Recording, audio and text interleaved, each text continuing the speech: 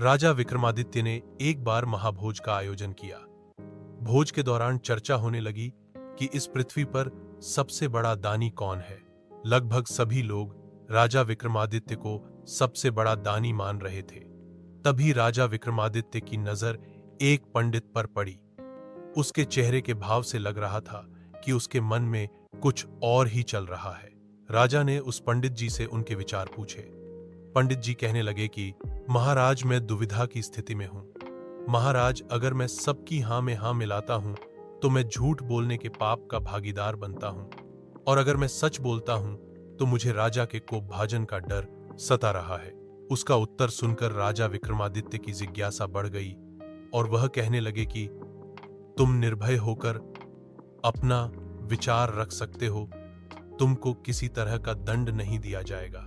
वह पंडित कहने लगा कि महाराज, आप निश्चित तौर पर बहुत बड़े दानी हैं, लेकिन यह बात भी सत्य है कि आप पृथ्वी पर सबसे बड़े दानी नहीं हैं। उसकी बात सुनकर पूरी सभा आश्चर्यचकित हो गई।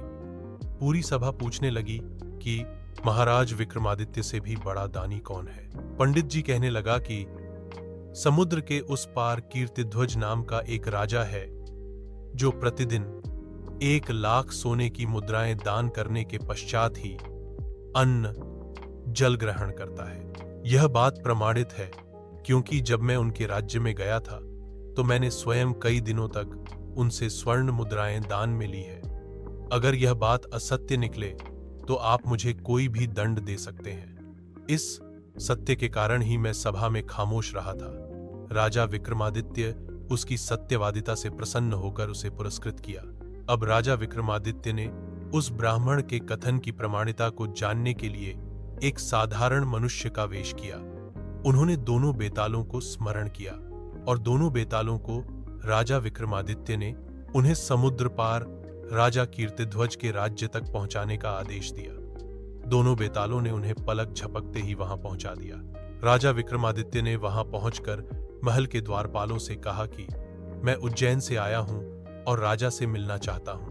राजा कीर्तिध्वज जब उनसे मिले तो उन्होंने कहा कि आप मुझे अपने यहां नौकरी पर रख लें। राजा कीर्तिध्वज ने पूछा कि आप कौन सा काम कर सकते हैं।